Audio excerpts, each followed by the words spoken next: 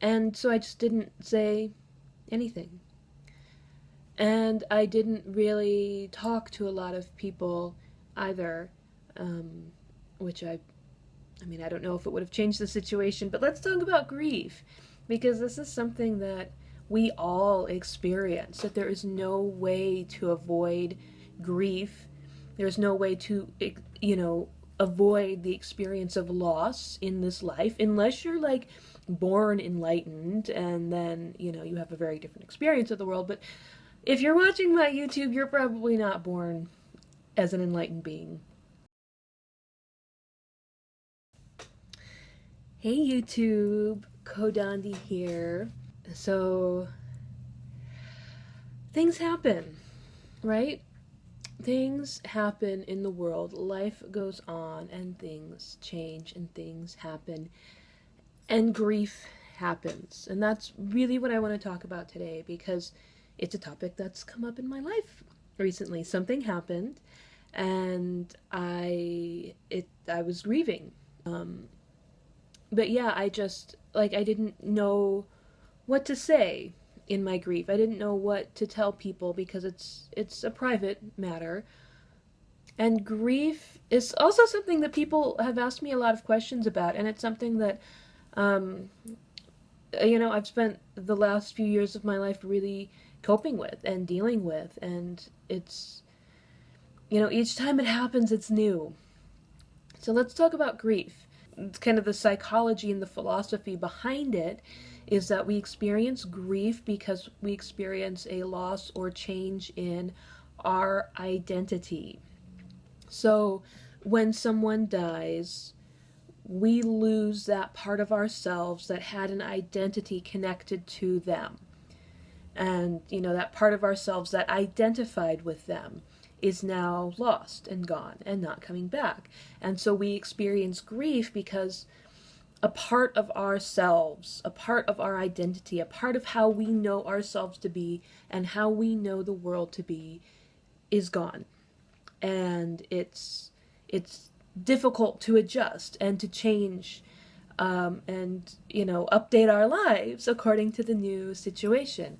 Same thing happens if you lose a job, you lose romantic relationship, you lose a friendship, you lose some other relationship.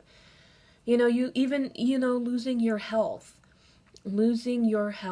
becoming chronically ill, becoming ill requires grieving because it is a change in identity.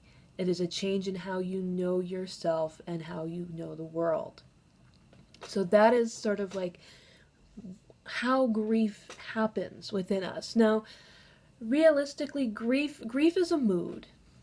It's a mood that we pass through, but it's different from some of our other moods. Grief can come and go, but it can come and it can stay for a really, really long time. And while we are grieving, we can also experience other moods. We can experience happiness.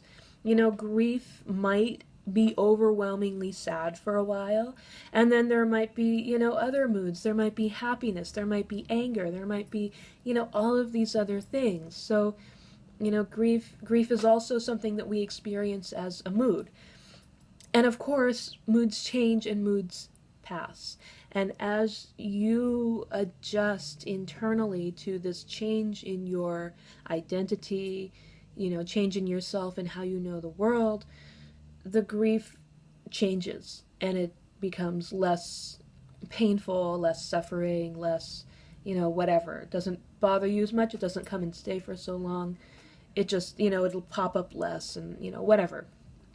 But grief, and grief can be very complicated too, because, we have complicated relationships with people, we have complicated relationships with ourselves, we have complicated relationships with the world, and we can end up really, really deeply grieving for someone that really hurt us or harmed us or, something like that. And it becomes really complicated because you can hate someone and still deeply grieve for them.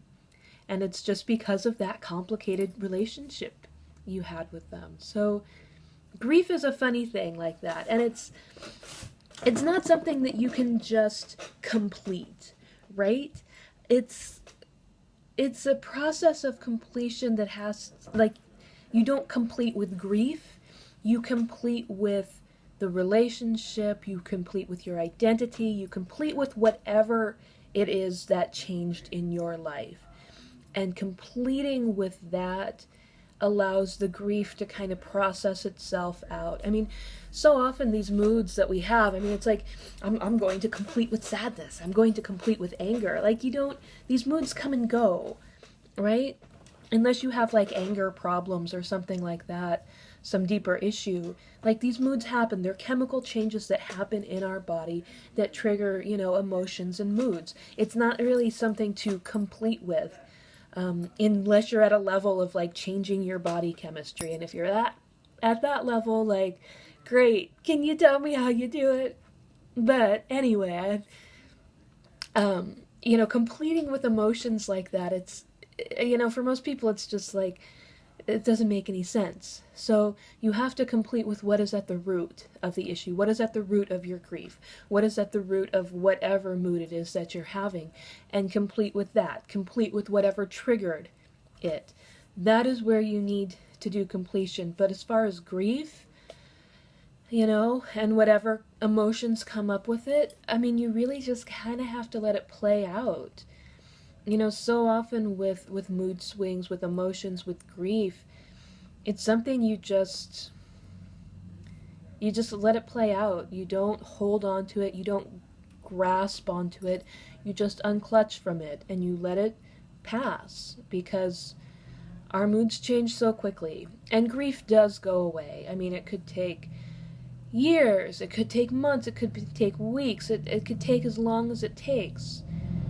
But it does change, and it does shift, and it does go away for the most part. But again, grief is something that no one in this life can avoid. That we will all be touched by grief at some point in time, and some of us experience it at a much younger age, and some of us don't really get into grief until we're much older. So, you know, it's something that happens, and it's what we deal with, being human. So that is that's what's going on. It is a beautiful day. I want to get out, but I like working here. Apparently, there are 3 Renaissance violins hidden in this room somewhere. Like, I haven't been digging through the stuff because it's not my stuff, not my house. But I've been told that there are 3 Renaissance violins somewhere hidden in this room. I don't even know what to look for. But yeah, it's just, you know, there's Renaissance violins, there's all sorts of stuff in this room that I'm staying in. But hopefully I will be out of here soon. I think I might have a truck. So we'll see. We'll see what happens with that. Okay, Nithyananda.